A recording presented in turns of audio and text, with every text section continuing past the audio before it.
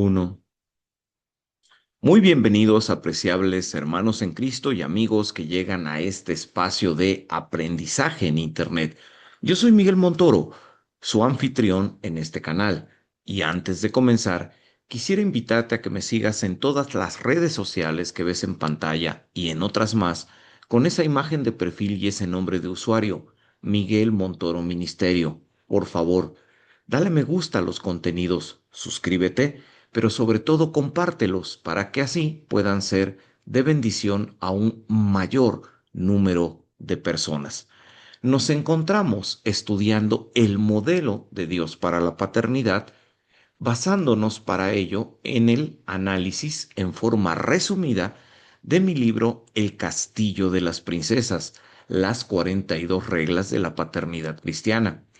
Es muy recomendable en este punto el invitarte a que me hagas llegar un mensaje para que yo te pueda enviar una copia en formato digital de este libro y así puedas leerlo, puesto que en él hay mucha más información de la que aquí se resume.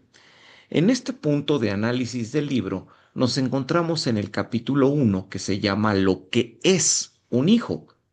Hasta este momento hemos aprendido, como ves en pantalla, que los padres cristianos tenemos que entender que un hijo es una personalidad en desarrollo. Así que tenemos que atender a esa personalidad como lo va necesitando en cada etapa y no podemos permitir que personalidades que no están definidas tengan una especie de intervención crucial en la toma de decisiones que se hacen en el hogar. Además de lo anterior, llegamos al punto que nos ocupa este video. Vamos ahora a entender que un hijo es una expresión física del amor de los padres, algo que no es nada complicado de entender. Esa unión de los te amo entre los esposos, que es subjetiva porque no podemos palparla, no podemos tocarla, a través de los hijos encuentra una manifestación que puede palparse, que puede tocarse. Así que los hijos representan la manifestación del amor de una pareja. Ahora, ¿esto qué nos puede enseñar acerca del modelo de Dios para la paternidad? Para llegar a ello, primero tenemos que analizar un poco el concepto del amor y lo vamos a hacer pensando en Dios, el creador del modelo perfecto de paternidad. Trata de pensar en lo que te planteo en la pantalla. De todos los atributos que se describen de Dios en la Biblia, hay un único atributo que de manera directa se relaciona con él. Quiero explicarme mejor. En muchos pasajes de la Biblia se nos habla de lo que Dios es. Te pongo un ejemplo. Primera de Timoteo, capítulo 1, versículo 17, dice que Dios es inmortal, que Dios es invisible, único, sabio. Así que el Espíritu Santo, a través del apóstol Pablo, inspiró que el apóstol Pablo nos transmitiera esa imagen donde a través de las palabras trata de explicarnos lo que hay en la persona de Dios. Pero hay solo un atributo donde se nos dice claramente que ese atributo está ligado con Dios de una manera íntima.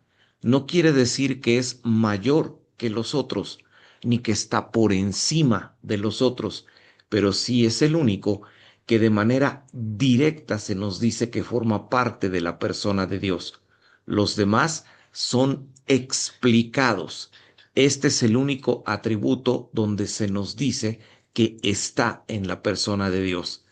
¿Estás ya pensando a qué atributo me refiero? Seguramente ya lo encontraste. El amor. Y eso es lo que dice Primera de Juan, capítulo 4, versículo 8. El que no ama no ha conocido a Dios porque Dios es amor. El amor está en la naturaleza de Dios. Dios es un ser que todo lo que hace lo hace motivado por amor. Teniendo esto en mente, observa el gráfico que aparece en pantalla y vamos a entender la relación desde, vamos a decirlo así, esas extensiones de ese pequeño corazón negro que está representando a Dios y vamos a analizarlas desde la extensión superior hasta la inferior. Comenzaríamos diciendo que si Dios es amor, en cualquier cosa en la cual Dios quiera implantar su imagen, por sobre todas las cosas, Él transmitirá ese amor. Ahora vamos al segundo punto. Si Dios, tal y como afirma la Biblia, se toma ese hermoso privilegio para nosotros de crearnos, entonces Dios, como dice el libro de Génesis, nos transmite su imagen y dentro de esa imagen, Dios hace que nosotros también tengamos la capacidad de manifestar y de poder expresar y hacerlo todo por amor. Tercer extensión. Entonces, ¿eso qué significa? Que también en el matrimonio, entre esposos, se tiene que estar desarrollando esa comunicación basada en el amor. Y a la hora de que yo todo lo hago por amor, estoy manifestando la imagen de Dios en mí. Y eso hace que yo me desarrolle espiritualmente como persona. Ahora vamos a ir al ámbito de la paternidad. Eso significa que si yo tengo una relación con mis hijos donde yo estoy reflejando la imagen de Dios basada en el amor y esa imagen de Dios transforma mi vida, eso significa que como padre yo tengo que preocuparme por mostrarle a mis hijos la madurez y desarrollo espiritual al cual el amor de Dios manifestado a través de mí me ha logrado o permitido alcanzar. O sea, tengo en el modelo de Dios para la paternidad la responsabilidad de ser como padre la mejor versión posible que yo pueda ser, porque eso es una manifestación de mi amor hacia con ellos. Piénsalo de esta forma. Todos los aparatos electrónicos modernos, para poder funcionar, necesitan una serie de códigos que se llaman sistema operativo para que estos programas puedan estar conectando al usuario, a ti, a mí, junto con el aparato electrónico al que yo quiero usar. El sistema operativo nos vincula, pero ese sistema operativo tiene que estarse actualizando para siempre evitar que alguna falla en esos códigos interrumpa la comunicación o no permita que nosotros podamos tomar el mayor provecho de estos equipos electrónicos. Lo mismo pasa con nosotros como padres.